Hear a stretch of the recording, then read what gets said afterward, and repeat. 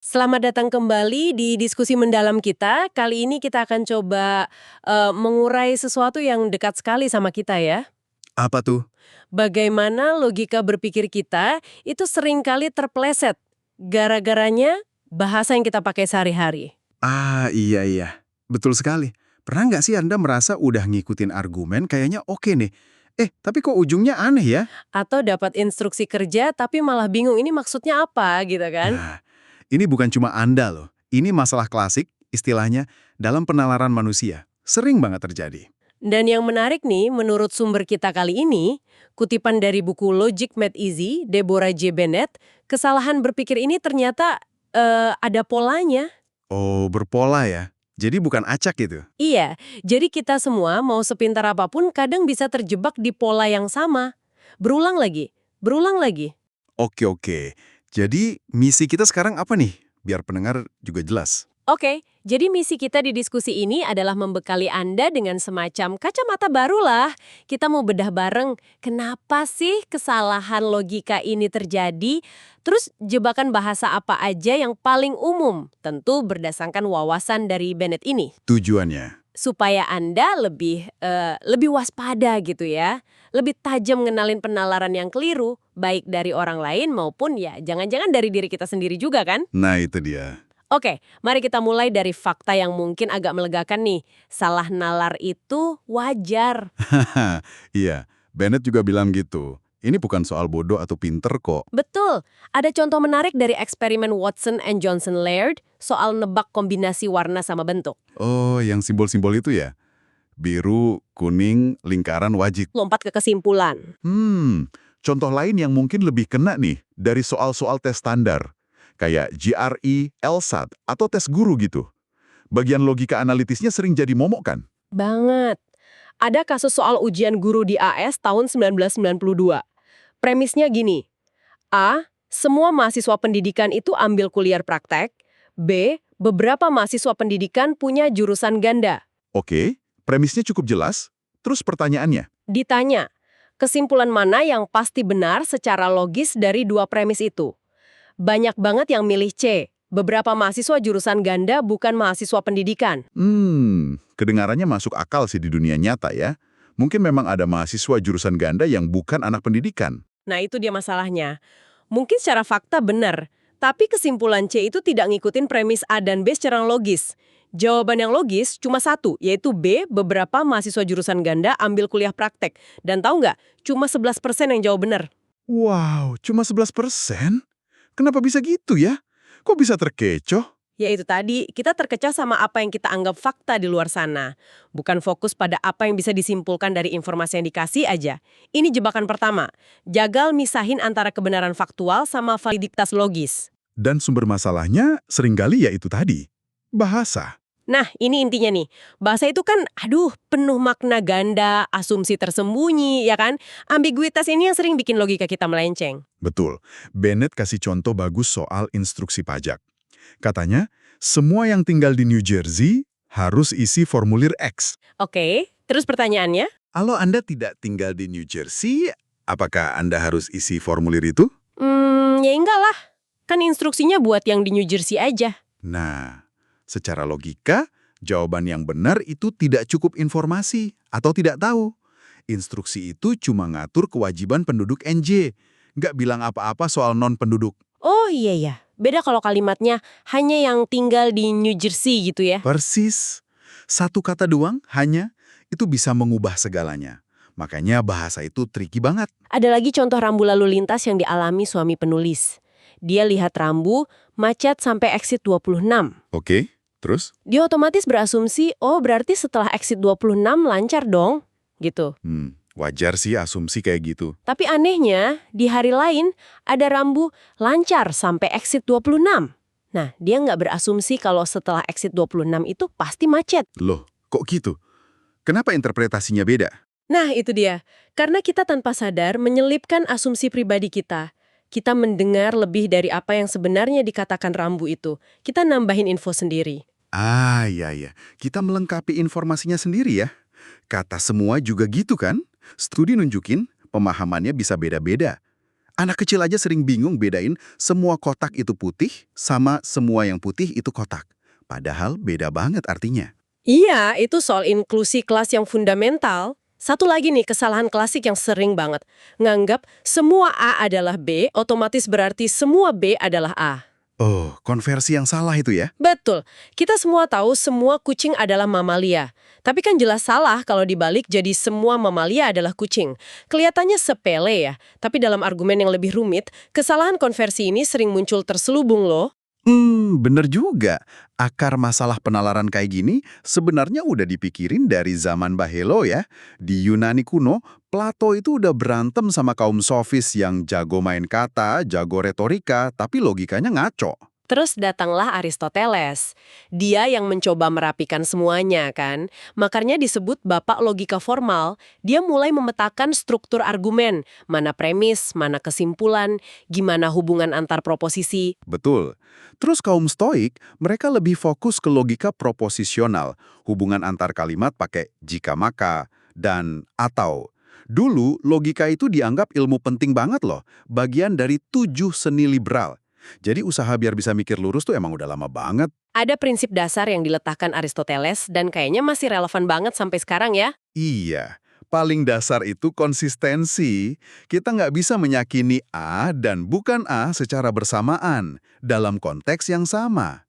Ini namanya hukum penyangkalan kontradiksi. Simple, tapi fundamental banget. Terus ada lagi hukum jalan tengah yang dikesampingkan. Sesuatu itu P atau bukan P. Nggak ada pilihan ketiga di antaranya. Nah, tapi hati-hati sama yang ini.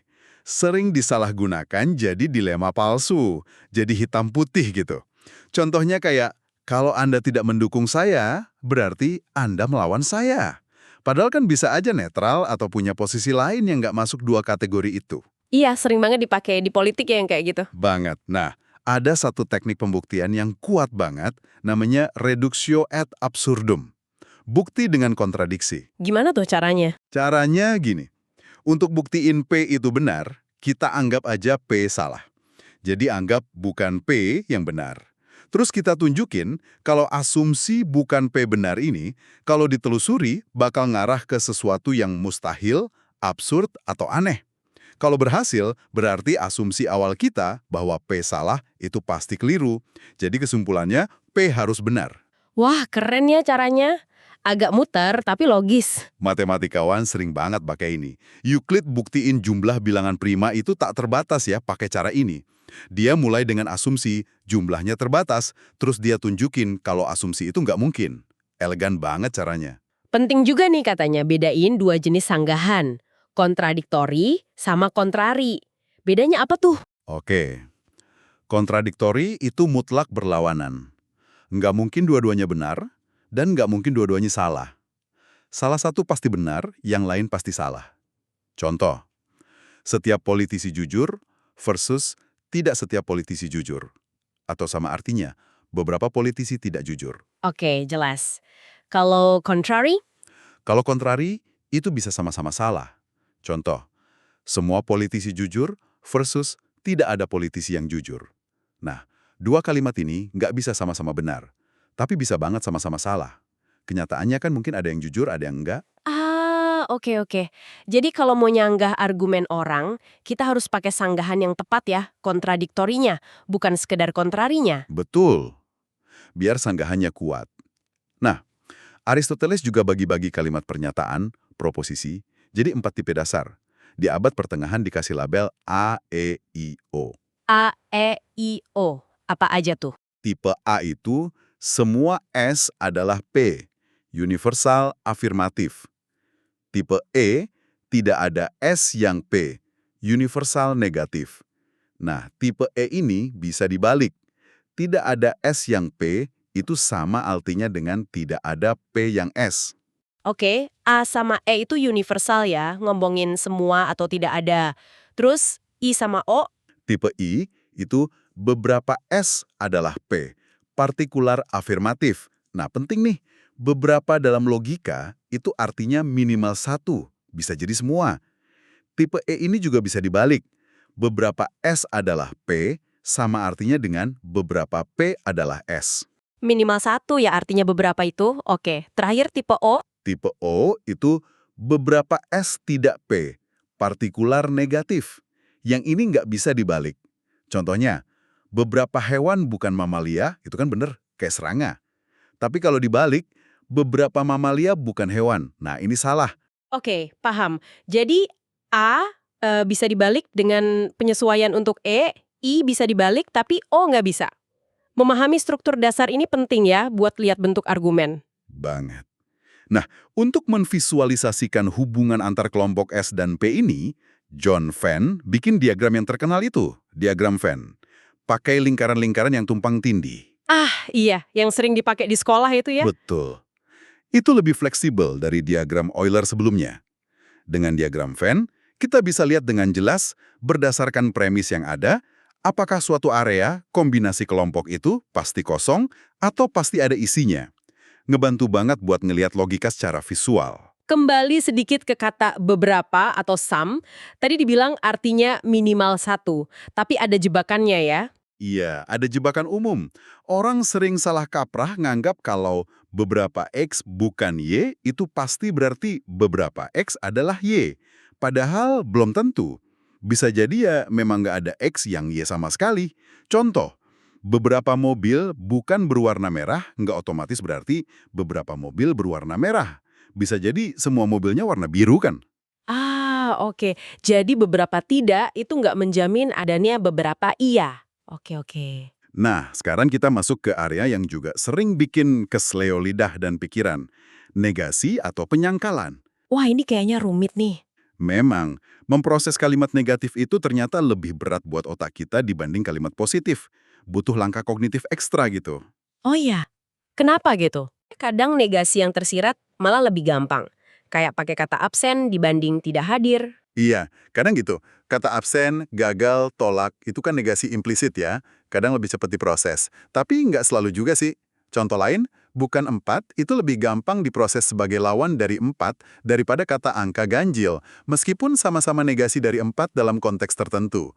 Jadi konteks memang ngaruh banget. Fungsi negasi dalam percakapan sehari-hari juga unik ya. Katanya sering dipakai buat mengoreksi asumsi. Betul banget. Kalau saya tiba-tiba bilang, saya bukan orang Jakarta, itu biasanya karena saya punya feeling Anda ngira saya orang Jakarta. Jadi saya mengoreksi dugaan Anda. Nah, negasi yang alami kayak gini, yang punya fungsi korektif, itu biasanya lebih mudah kita cerna. Perlu hati-hati juga sama cakupan atau skop negasi ya. Beda arti katanya. Iya, beda banget. Kalimat tidak benar bahwa semua siswa lulus, itu beda artinya sama tidak ada siswa yang lulus. Yang pertama, itu artinya beberapa siswa tidak lulus. Yang kedua lebih kuat. Biasanya, negasi dengan cakupan yang lebih sempit, misal cuma menegaskan kata sifatnya aja, itu lebih gampang dipahami. Terus ada lagi istilah double negative sama negative pregnant. Itu gimana tuh? Bubble negatif ya, negasi ganda yang bikin pusing. Kayak di kalimat riset, tidak dapat menolak hipotesis nol. Itu kan maksudnya menerima, tapi muter-muter. Nah, kalau negative pregnant, itu istilah hukum. Penyangkalan yang justru malah menyiratkan pengakuan lain. Contohnya? Contoh klasik, terdakwa bilang, saya tidak memukul dia pada hari Minggu. Nah, hakim bisa curiga, ini jangan-jangan dia mau bilang mukulnya di hari lain. Jadi, penyangkalannya itu hamil makna lain. Makanya harus hati-hati banget sama formulasi kalimat. Apalagi di konteks penting kayak hukum atau pertanyaan polling. Wah iya ya, harus presisi banget. Oke, mari kita geser ke struktur logika yang juga super umum dan jadi sumber kesalahan. Kondisional, jika, maka. Ah, ini dia. Biang kerok banyak masalah logika sehari-hari. Bentuknya, jika P anteseden, maka Q konsekuen. Artinya, kalau P terjadi, Q pasti terjadi. P itu syarat cukup buat Q, dan Q itu syarat perlu buat P. Kedengarannya simple ya, jika, maka. Tapi kok bisa licin? Terkenal licin, eksperimen klasik Watson Selection Test itu bukti nyatanya. Orang dikasih aturan misalnya, jika kartu bersisi vokal di satu sisi, maka sisi baliknya pasti angka genap. Oke, aturannya jelas. Terus, disuruh ngapain? Disuruh cek kebenaran aturan itu dengan membalik kartu sesedikit mungkin. Dikasih pilihan kartu, A, D, 4, 7. Kartu mana aja yang harus dibalik? A pasti ya, buat cek belakangnya genap nggak. Terus, mungkin 4, buat cek depannya vokal nggak. Tapi kan aturannya cuma jika vokal maka genap, bukan sebaliknya. Nah, itu dia. Mayoritas orang memang milih A. Bagus. Tapi banyak yang salah milih 4 juga. Padahal 4 itu nggak relevan sama aturan jika vokal. Yang paling sering dilupakan itu kartu 7. Kenapa 7 harus dibalik? Karena kalau dibalik kartu 7 itu ternyata ada huruf vokal, aturan jika vokal maka genap langsung gugur dong. Jadi, kartu yang harus dibalik itu A dan 7. Oh iya ya, buat cari kemungkinan pelanggaran aturan itu. Tapi kenapa orang sering lupa balik 7? Ini nunjukin bias konfirmasi kita yang kuat banget.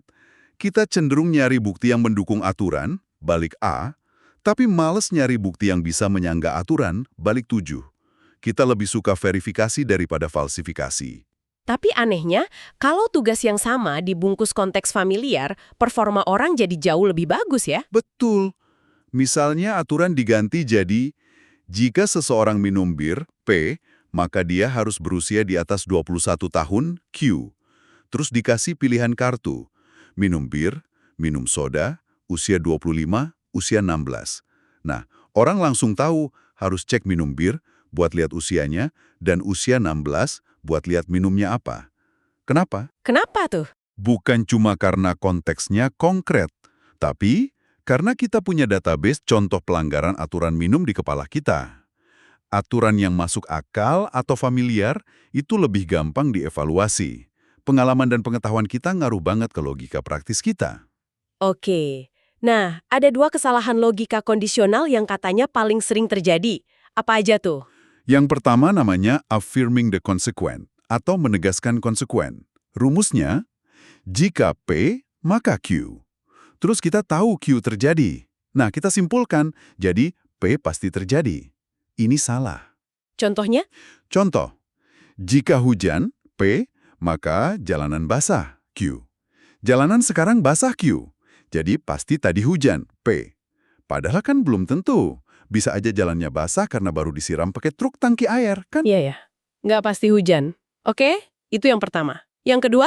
Yang kedua, denying the antecedent atau menyangkal anteseden. Rumusnya, jika P, maka Q. Terus kita tahu P tidak terjadi. Nah, kita simpulkan, jadi Q pasti tidak terjadi. Ini juga salah. Contohnya lagi? Pakai contoh tadi. Jika hujan, P, maka jalanan basah, Q. Sekarang tidak hujan, P. Jadi jalanan pasti tidak basah, Q. Lagi-lagi, belum tentu.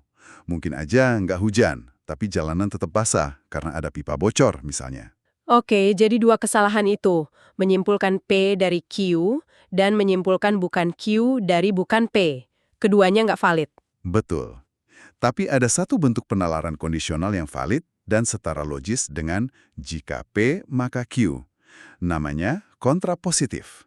Jika bukan Q, maka bukan P. Oh, jadi dibalik dan dinegasikan keduanya ya? Iya, contoh, jika Anda di Jakarta, maka Anda di Indonesia, P. Maka Anda di Indonesia, Q. Ini secara logis sama persis dengan jika Anda tidak di Indonesia, bukan Q, maka Anda pasti tidak di Jakarta, bukan P. Ini valid dan sering dilupakan, padahal berguna banget buat analisis argumen. Kita juga sering salah kaprah ya, nganggap jika maka itu pasti hubungan sebab akibat. Iya, itu kecenderungan alami kita. Jika belajar, maka lulus. Kita mikir belajarnya menyebabkan lulus. Tapi logika formal itu nggak mensyaratkan adanya hubungan kausalitas. Bisa aja cuma korelasi atau kebetulan. Logika cuma peduli apakah Q pasti ikut kalau P terjadi. Nggak peduli kenapa. Oke. Nah, ngomongin soal menarik kesimpulan, kita sampai ke silogisme ya. Ini struktur argumen klasik banget dari Aristoteles. Iya, klasik banget. 2 premis, 1 kesimpulan. Contoh paling legendaris. Semua manusia fana, premis 1. Sokrates adalah manusia, premis 2. Jadi, Sokrates fana, kesimpulan. Kuncinya di sini adalah validitas. Apakah kesimpulannya pasti benar jika premisnya kita anggap benar? Nggak peduli premisnya beneran benar atau enggak di dunia nyata. Selain silogisme kategoris kayak tadi, pakai semua beberapa tidak ada juga silogisme hipotetis kan, yang pakai jika maka. Betul, itu dari kaum Stoik. Dua bentuk validnya penting banget diingat. Pertama, modus ponens. Jika P maka Q. P terjadi. Jadi Q pasti terjadi. Ini valid dan relatif gampang kita terima. Kedua, modus tollens. Jika P maka Q. Q tidak terjadi, bukan Q. Jadi P pasti tidak terjadi, bukan P. Ini juga valid, tapi anehnya seringkali lebih sulit kita proses dibanding modus ponens. Padahal sama-sama kuat logikanya. Ya, kesalahan umumnya di silogisme hipotetis ini ya, dua yang tadi kita bahas itu ya, menegaskan konsekuen dan menyangkal antesiden. Tepat sekali. Itu bentuk silogisme hipotetis yang tidak valid. Menarik ya, upaya untuk memformalkan penalaran ini udah ribuan tahun. Bahkan ada Leibniz di abad 17 yang udah mimpi bikin bahasa universal dan kalkulus penalaran. Maksudnya apa tuh? Mimpinya Leibniz itu ambisius banget. Dia pengen bikin bahasa simbolik yang presisi, karakteristika universalis, dan sistem hitungan logika, kalkulus ratiocinator, supaya semua perdebatan, termasuk filsafat atau politik, bisa diselesaikan sejelas gitung soal matematika. Tinggal mari kita hitung, katanya. Dia bahkan udah kepikiran sistem biner loh. Wah, visioner banget ya. Terus mimpinya terwujud nggak? Belum di masanya. Tapi fondasinya diletakkan George Boole di abad 19 dengan aljabar Booleannya. Dia beneran memperlakukan logika kayak aljabar. Kelas jadi variabel, operasi logika kayak AND, irisan jadi perkalian, OR, gabungan jadi penjumlahan. Terus ada nilai 1 semesta benar dan 0 kosong salah. Dan ini jadi dasar komputer modern kan? Persis, aljabar Boolean inilah fondasi matematis di balik semua sirkuit digital di komputer, smartphone, semua gadget kita sekarang. Logika akhirnya jadi sesuatu yang bisa dihitung secara mekanis. Bahkan sebelum ada komputer elektronik, udah ada usaha bikin mesin logika mekanis ya? Kayak piano logika gitu? Iya, ada beberapa upaya awal yang menarik. Stanhope's Demonstrator, Jevons Logical Piano, Marquand's Machine. Mesin-mesin ini nunjukin ambisi manusia untuk mengotomatisasi proses berpikir benar, membuktikan validitas argumen secara mekanis. Tabel kebenaran juga muncul sebagai alat sistematis buat ngecek semua kemungkinan kombinasi benar-salah dalam argumen kompleks. Tapi apakah logika itu selalu hitam putih, benar salah melulu? Kayaknya nggak juga ya. Nah, itu pertanyaan bagus. Ternyata nggak juga. Muncul konsep logika multinilai. Lukasiewicz misalnya, nambahin nilai mungkin setengah, selain benar 1 dan salah 0. Ini bikin beberapa hukum logika klasik jadi nggak berlaku lagi. Terus ada juga isu proposisi yang subjeknya nggak ada, kayak Raja Prancis saat ini botak. Ini benar atau salah? Kan nggak ada rajanya. Terus ada lagi logika fuzzy ya. Itu buat apa? Logika fuzzy yang dipopulerkan Lotfizadeh itu khusus buat menangani konsep-konsep yang kabur atau nggak crisp. Kayak tinggi, panas, dekat, muda. Itu kan nggak ada batas jelasnya ya. Logika fuzzy nggak cuma bilang benar-salah, tapi ngukur derajat kebenaran antara 0 dan 1. Jadi sesuatu bisa agak tinggi atau cukup panas. Oh, jadi lebih kayak spektrum gitu ya? Betul. Dan ini beda sama probabilitas loh. Logika fuzzy ini aplikasinya luas banget di sistem kontrol modern, terutama di produk Jepang kayak AC, mesin cuci, rem ADS, buat bikin keputusan yang lebih manusiawi berdasarkan input yang nggak pasti. Oke, jadi setelah kita muter-muter nih, kembali ke pertanyaan awal. Kenapa sih kita sering banget salah nalar? Apa rangkuman biang keladinya? Bennett mengutip peneliti lain kayak Odafer and Thorncrace nyorot beberapa hal utama. Pertama, kita cenderung ngubah atau ngabaikan premis awal kalau nggak sesuai keyakinan kita. Kedua, kita gampang banget terpengaruh bias dari pengetahuan faktual kita atau kebiasaan bahasa sehari-hari. Ketiga ya, kesulitan inheren dalam bahasa itu sendiri. Negasi, ambiguitas, struktur kalimat yang kompleks. Keempat, kita sulit menerima sesuatu yang sifatnya hipotesis atau berlawanan dengan keyakinan kita. Dan yang paling kuat mungkin, bias konfirmasi. Kita ini secara alami lebih getol nyari bukti yang mendukung pandangan kita, dan cenderung males atau bahkan menghindari bukti yang bisa menyanggah pandangan kita. Kita lebih suka jadi pengacara daripada jadi ilmuwan yang objektif. Selain kesalahan logika atau fallacies, ada juga yang namanya paradoks ya. Itu bedanya apa? Kalau fallacy itu kesalahan dalam penalaran, argumennya nggak valid. Kalau paradoks itu situasi atau pernyataan yang kelihatannya benar, tapi malah mengarah ke kontradiksi atau kesimpulan yang aneh dan membingungkan. Contohnya, Contoh klasik banget itu paradoks pembohong. Ada orang kereta, Epimenides, bilang semua orang kereta pembohong. Kalau dia benar, berarti dia sebagai orang kereta juga pembohong. Jadi pernyataannya salah. Tapi kalau dia salah, nggak semua orang kereta pembohong, pernyataannya bisa jadi benar. Pusing kan? Atau paradoks tukang cukur Russell. Di sebuah desa, ada tukang cukur yang mencukur semua pria desa yang tidak mencukur dirinya sendiri. Pertanyaannya, siapa yang mencukur si tukang cukur? Kalau dia cukur sendiri, dia melanggar aturan karena dia cuma cukur yang tidak cukur sendiri. Kalau dia nggak cukur sendiri, berarti dia masuk kelompok yang harus dicukur oleh si tukang cukur. Dirinya sendiri, kontradiksi lagi. wah iya, paradoks ini sering muncul gara-gara apa sih?